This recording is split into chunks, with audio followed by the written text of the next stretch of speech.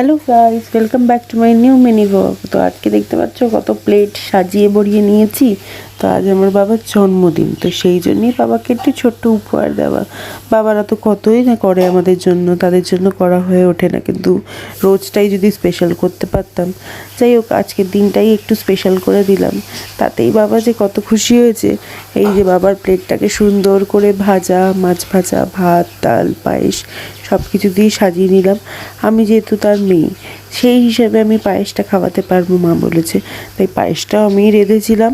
পায়েসটা বাবাকে মুখে করে খাইয়েও দিলাম। বাবার খুব ভালো লেগেছিল, এটাই আমার কাছে অনেক, আর কিছু চাই না। এবার সন্ধেবেলার জন্য সব রেডি হয়ে যাও। যে চিকেন কষা রান্না হচ্ছে, আর পাশে ওইদিকে ভাত রান্না হচ্ছে। তাদের ভাই কাকাদের ডাকা হয়েছে। এদিকে চপও নিয়ে আসা হয়েছে, মুড়ি দিয়ে সবাই চপও খেয়েছে। আর এদিকে দেখো, হাফ ডজন লোক চলেই এসছে, আরও হাফ ডজন লোক এখনও আসা কিন্তু বাকি। মন দিয়ে সবাই টিভি দেখছে আর আড্ডা দিচ্ছে। ততক্ষণ আমি ভাবলাম কেকটাও বের করে ফেলি, সবাই কেটে ফেলি। কেকটা কেমন লাগছে বলো। হ্যাঁ, মঙ্গিনিস থেকে নিয়ে এসেছিল ভ্যানিলা ফ্লেভার কেক, অসাধারণ খেতে। এই যে বাবা বসে পড়েছে। বাবার এই লুকটা দেখছো? ভেতরের জামাটা আমি দিয়েছি, বাইরেরটা কাকারা দিয়েছে বলে দুটোই একসাথে পরে নিয়েছে।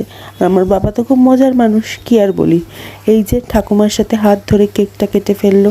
খুব ভালো লাগে এই জিনিসগুলো দেখতে, এইগুলোই তো স্মৃতি হয়ে থেকে যায় আর কি। তারপর কেক টেক কাটা হয়ে গেছে। ঠাকুমা তো কিছুতেই খেতে চাইবে না, তাই জোর করে তাকে খাওয়ানো হলো যে ভেজ কেক, নো চিন্তা, মঙ্গিনিস তো ভেজ কেকই রাখে। তো খাইয়ে দিল, মাও খাইয়ে দিল কেকটা। মানে এত আনন্দ হচ্ছিল। তারপর বাকি হাফ ডজন লোকও ততক্ষণে চলে এসেছিলো। তো আমরা খেতে বসে গেছিলাম, তারা বাড়ি চলে গেছিলো খেয়ে, আমরাও একটু খেয়ে দিয়ে নিলাম। ব্যাস এইটুকুই, টাটা।